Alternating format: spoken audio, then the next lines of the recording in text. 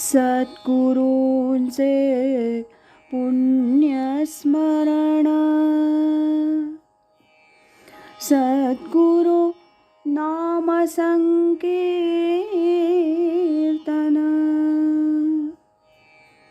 सद्गुरु गुणानुवाद गान, श्रवण मनन सद्गुरूंचे,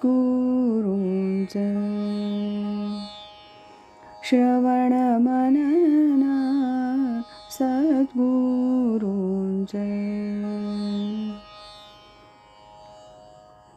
आज ऐकूया स्वामी स्वरूपानंद एक अलौकिक राजयोगी या ग्रंथातील प्रकरण 9 असे प्रसंग असे स्वामी याचा भाग 18. माझे एक चित्रकार मित्र श्रीयुत अनंतराव सालकर एकदा सहज मला म्हणाले, माझ्या कलाकाराच्या दृष्टीतून जेव्हा मी स्वामींकडे पाहतो तेव्हा त्यांच्या शरीराचा वर्ण सतेज तेजपुंज असा दिसतो. स्वामींसंबंधी अशा तऱ्हेची ही वर्णनं 1962 पासून 1974 पर्यंत मी अनेकांच्याकडून ऐकली होती. कोणाला स्वामींची कांती गुलाबासारखी लालसर दिसायची, कोणाला त्यांच्या कांतीत पिवळसर छटा दृग्गोचर व्हायची, तर कुणाला तेज प्रकाश असं काहीतरी दिसायचं. स्वामीजी असे हे सर्वांना निरनिराळे दिसावयाचे. म्हणून या सर्वातून मी एक मथितार्थ काढला होता. मी म्हणत असे ते स्फटिकासारखे आहेत.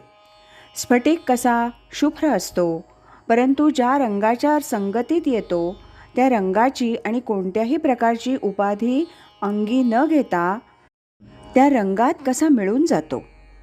खरंच मला तरी स्वामीजी तुकाराम महाराजांनी या अभंगात वर्णिलेल्या स्फटिकासारखे अलिप्त असे दिसत.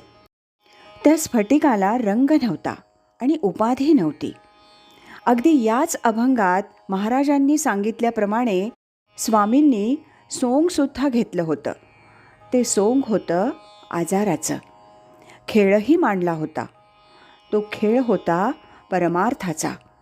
हा खेळसुद्धा स्वामी जनांपासून अगदी निराळे अलिप्त असे राहून आणि स्वस्वरूपानंदी सदा मग्न होऊन असाच खेळत असत. कसा तर या अभंगाप्रमाणे. नटनाट्य अवघे संपादिले सोंग, भेद दाऊ रंग न पालटे.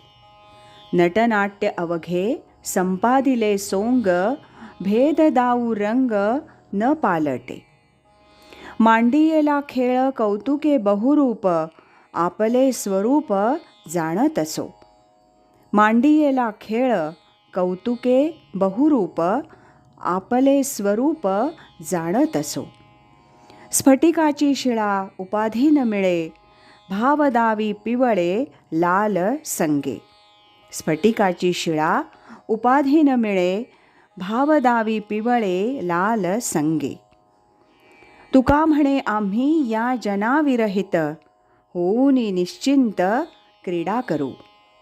तुका म्हणे आम्ही या जनाविरहित, होऊनी निश्चिंत क्रीडा करू. आज इथेच थांबूया. यानंतरचा 19वा भाग आपण उद्या ऐकूया. श्रीमत सच्चिदानंद सद्गुरु श्री स्वामी स्वरूपानंद महाराज की जय. हरि ओम तत्सत.